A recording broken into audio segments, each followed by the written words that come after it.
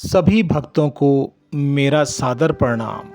आपका मेरे चैनल आपकी किस्मत भोलेनाथ के हाथ में हार्दिक स्वागत है।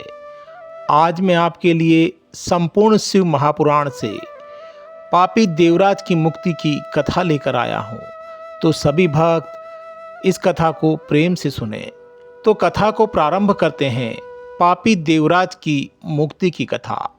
सूत जी बोले, हे श्रेष्ठ ऋषियों, जो दुराचारी, पापी, कामी एवं दुर्जन हों, वे भी इस कथा के द्वारा शुद्ध हो जाते हैं। लालची, मिथ्याभासी, माता पिता को दुख देने वाले, दंभी, पाखंडी, हिंसक, पतित, द्वेषी, कुरात्मा, निर्दयी पुरुष भी कलयुग में इसके द्वारा पवित्र हो जाते हैं। इस प्रसंग में एक प्राचीन इतिहास आपको सुनाता हूँ, जिसके श्रवण करने पर सभी पापों का नाश होता है।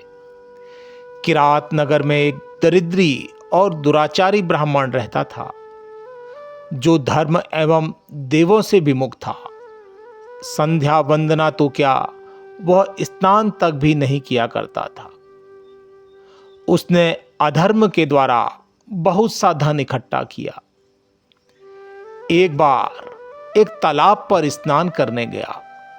वहां एक शोभावती नाम की वेश्या भी आई। वह उसे देखकर व्याकुल हो गया। वह वेश्या भी एक धनी पुरुष को अपनी ओर आकर्षित देखकर परम प्रसन्न हुई। वे दोनों स्त्री पुरुष चिरकाल तक कामासक्त होकर विहार करते रहे। उस ब्राह्मण धम को उसके माता पिता आदि ने बार बार समझाया, परंतु उसने उनकी एक न मानी।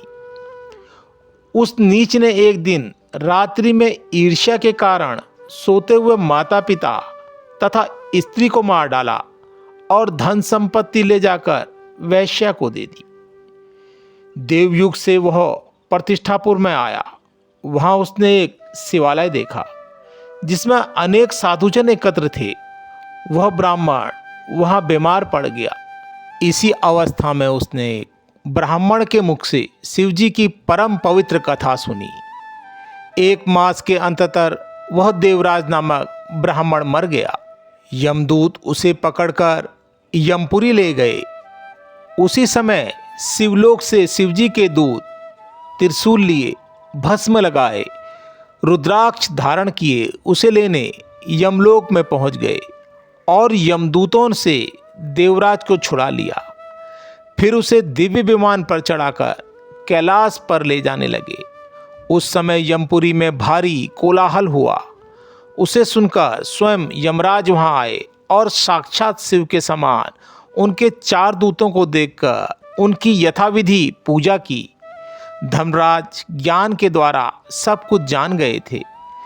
दूतों ने ब्राह्मण को ले जाकर दया के सागर शिव को अर्पित किया। हे मुनि, शिव की यह कथा परम पावनी है, जिसके श्रवण मास से महापापी ब्राह्मण भी मुक्त हो गया। अतः शिवपुराण की कथा को विधिपूर्वक सुनने से तो अमर फल की प्राप्ति होती है।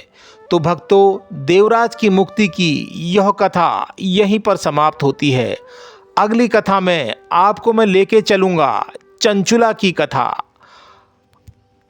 अगर यह पापी देवराज की मुक्ति की कथा आप सभी भक्तों को अच्छी लगी तो कमेंट्स बॉक्स में हर हर महादेव जरूर लिखें। हर हर महादेव।